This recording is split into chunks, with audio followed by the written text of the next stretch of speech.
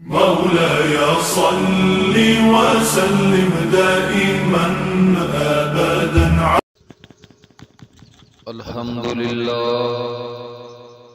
لله رب العالمين والعاقبة للمتقين والصلاة والسلام على سيد الأنبياء والمرسلين عليه وعلى آله وأصحابه أجمعين.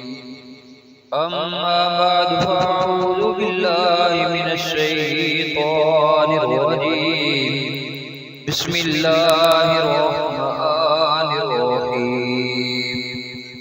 ألا بذكر الله تطمئن القلوب.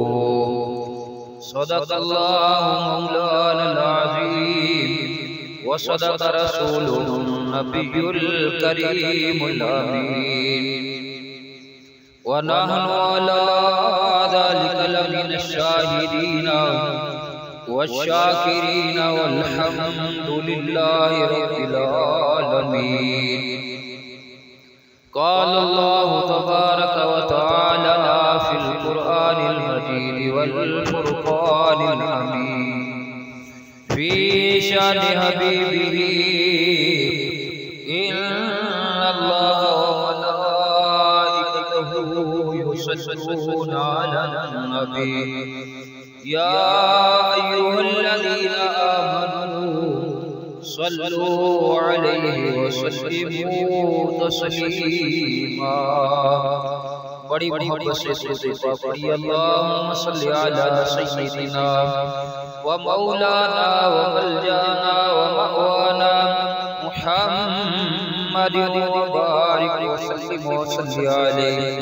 پڑھیے الصلاۃ والسلام علیک یا رسول اللہ وعلی آلک وصحبک یا شفیع المذنبین.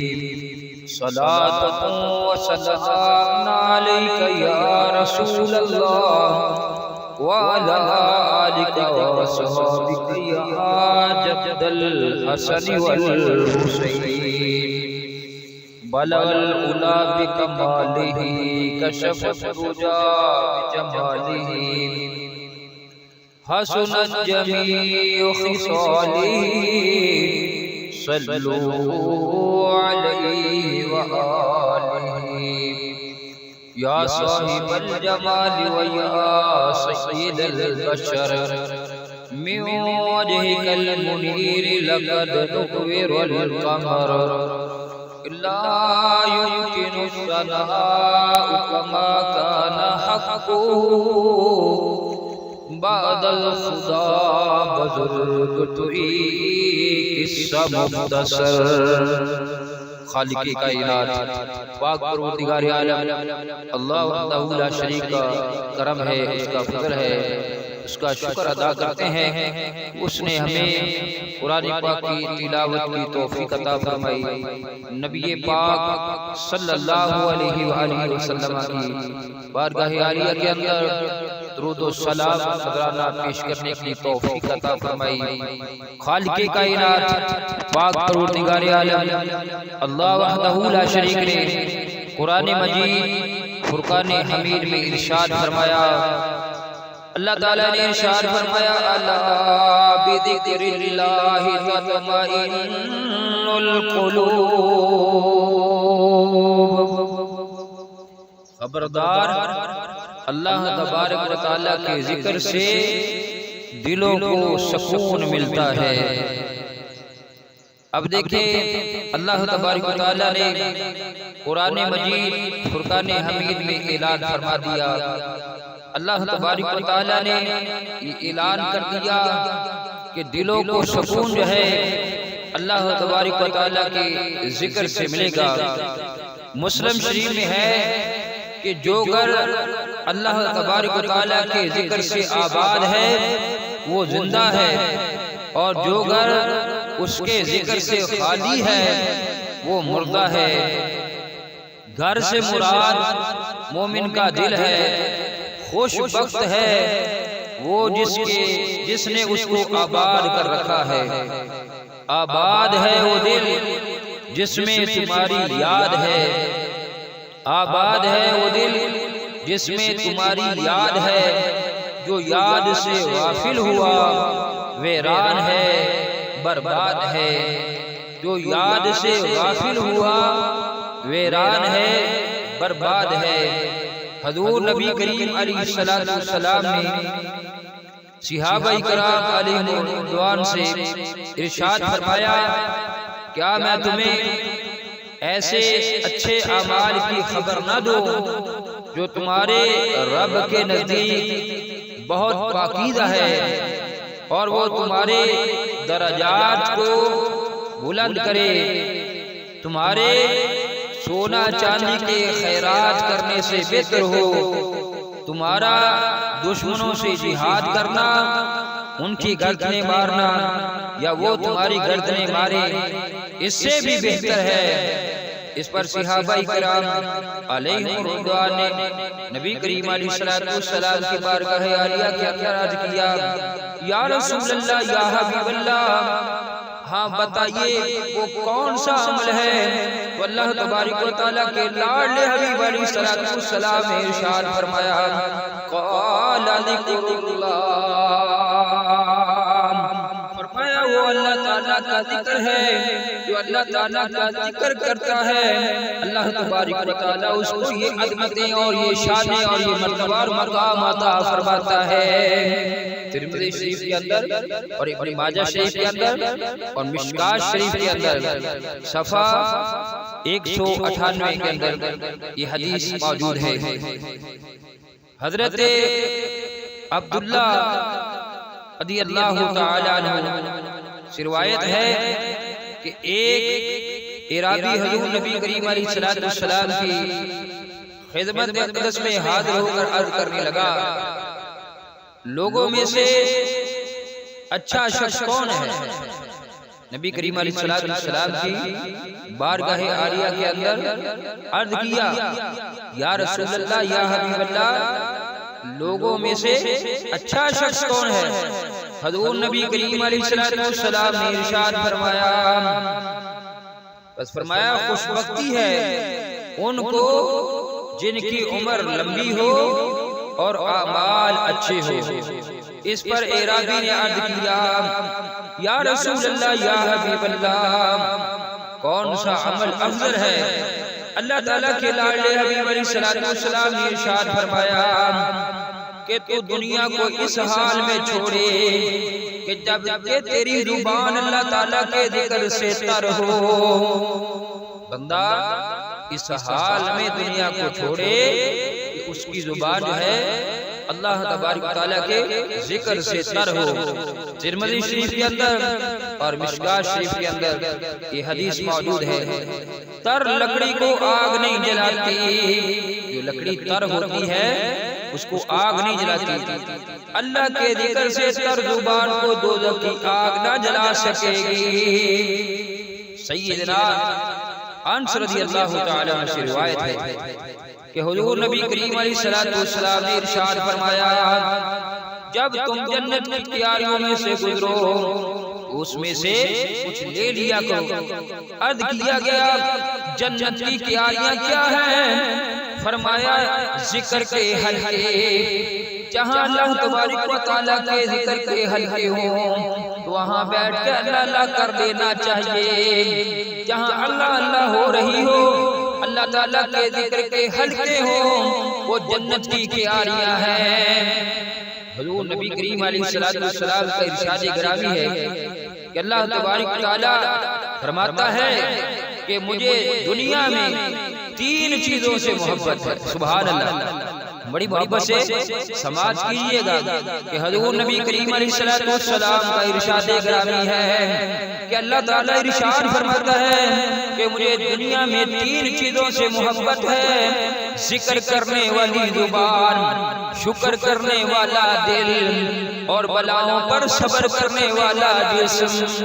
نزہۃ المجالس جلد 1 صفحہ 49 حضور نبی کریم علیہ الصلوۃ والسلام شب معراج ایک شخص کے پاس سے گزرے جو اللہ تعالیٰ کے عرش کے پاس نور میں چھپا ہوا تھا۔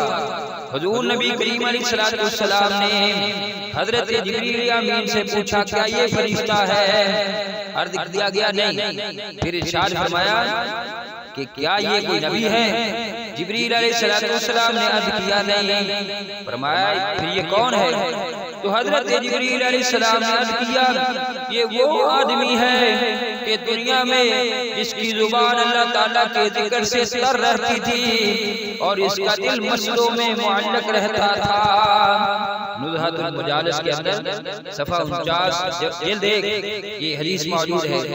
اور حضرت عبداللہ بن زید رحمۃ اللہ تعالی علیہ فرماتے ہیں کہ میں نے مسلسل 3 رات بارگاہ خداوندی میں التجا کی کہ اے میرے اللہ تعالی میں اپنے جنت کے ساتھی کو دیکھنا چاہتا ہوں۔ عاطفی غیبی سے آواز آئی کہ جنت میں تمہاری ساتھی میمونہ ہوگی جو کہ کوفہ میں ہے۔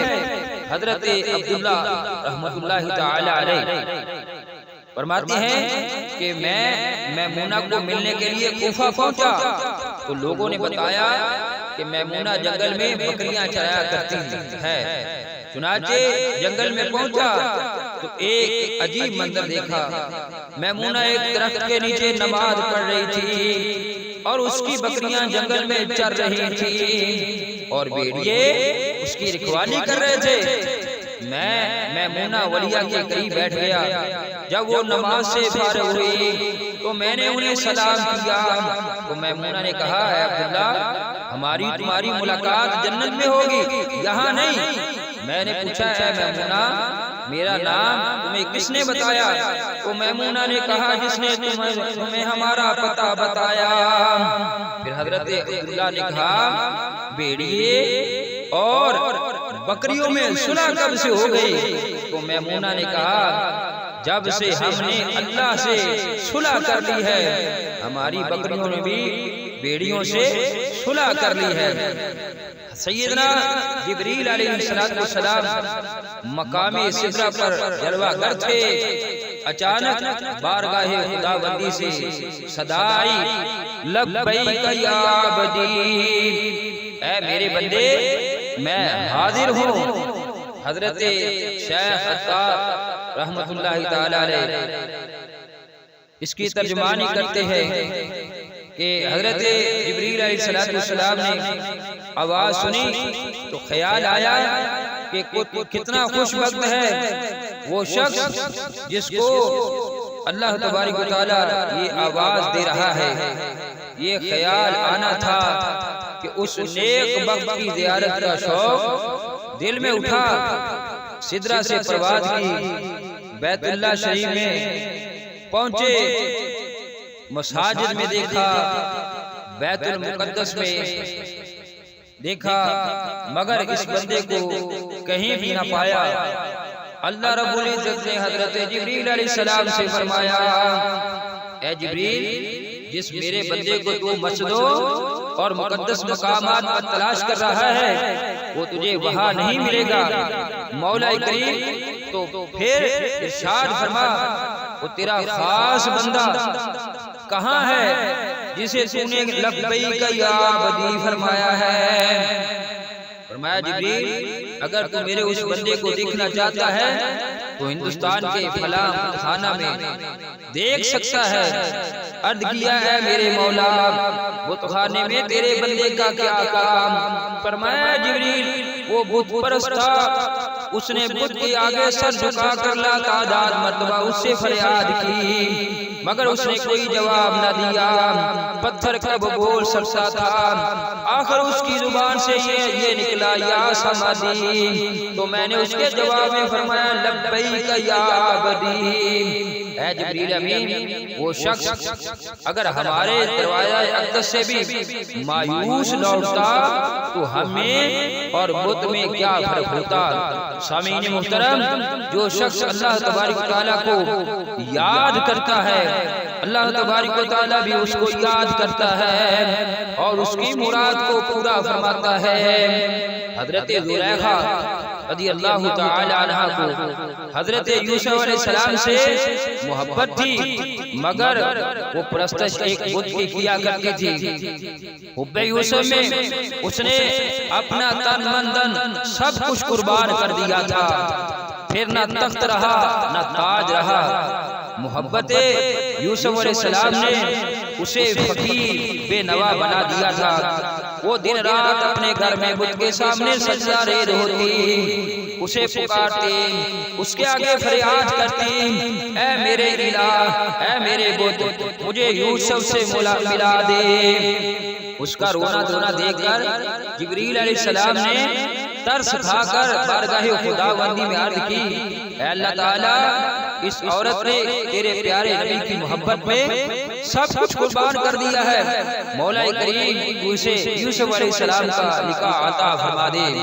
بارگاہ خداوندی سے آواز آئی، اس کی ملاقات یوسف علیہ السلام سے کیسے ہو سکتی ہے؟ محبت تو میرے نبی سے کرتی ہے مگر پوجا کرتی ہے پتھر کی۔ جناب زلیخا رضی اللہ تعالی عنہ جنگل کے ویرانے میں ایک جھونپڑی میں مدت دراز تک اپنے بت سے فریاد کرتی رہی، مگر گوہر مراد حاصل نہ ہوا۔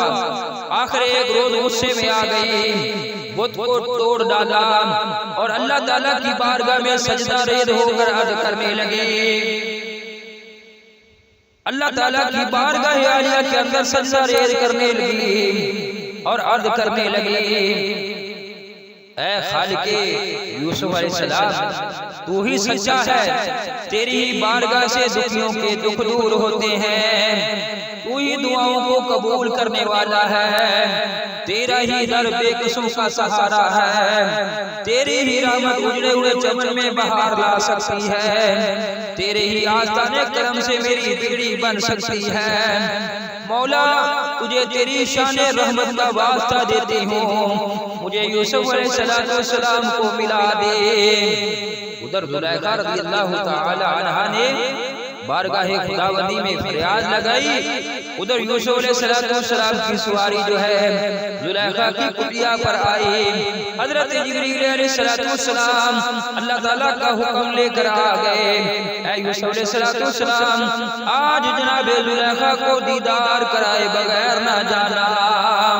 سبحان اللہ، سبحان اللہ۔ مسلم اور بخاری شریف میں سیدنا ابو ہریرہ رضی اللہ تعالی عنہ سے روایت ہے، وہ فرماتے ہیں کہ رسول اللہ صلی اللہ علیہ وآلہ وسلم نے ارشاد فرمایا کہ تحقیق ملائکہ کرام جگہ جگہ مجالس ذکر کی تلاش کرتے ہیں۔ سبحان اللہ، جگہ جگہ مجالس ذکر کی تلاش کرتے ہیں، پھر جہاں کہیں ذکر کی مجلس پاتے ہیں تو دوسرے فرشتوں کو بھی بلا لیتے ہیں کہ اے فرشتوں ادھر آؤ، یہاں تمہارا مقصود موجود ہے۔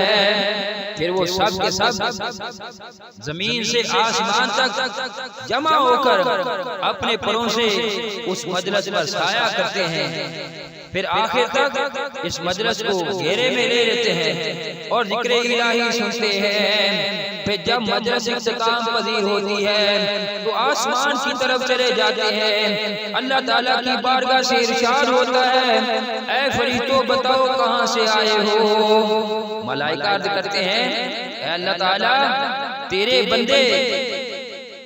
بندوں کے پاس سے آئے ہیں جو زمین پر ہیں۔ اللہ تعالیٰ فرماتا ہے کہ میرے بندے کیا کر رہے تھے؟ فرشتے عرض کرتے ہیں، وہ تیری یاد میں مشغول تھے، تیری خوبیاں بیان کر رہے تھے۔ اللہ تعالیٰ ارشاد فرماتا ہے، انہوں نے مجھے دیکھا ہے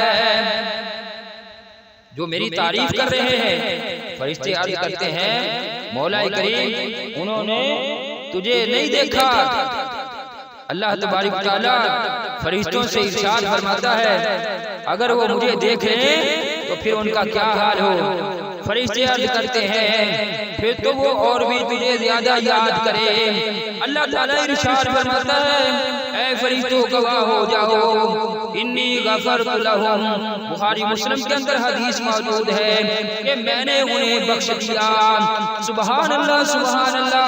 جو اللہ تبارک و تعالیٰ کا ذکر کرتے ہیں، ذکر الہی کرتے ہیں، اللہ تبارک و تعالیٰ کے ذکر سے اپنی زبان کو تر کرتے ہیں، اپنے قلوب کو منور کرتے ہیں، اللہ تبارک و تعالیٰ ان سے بخشش کا وعدہ فرما رہا ہے۔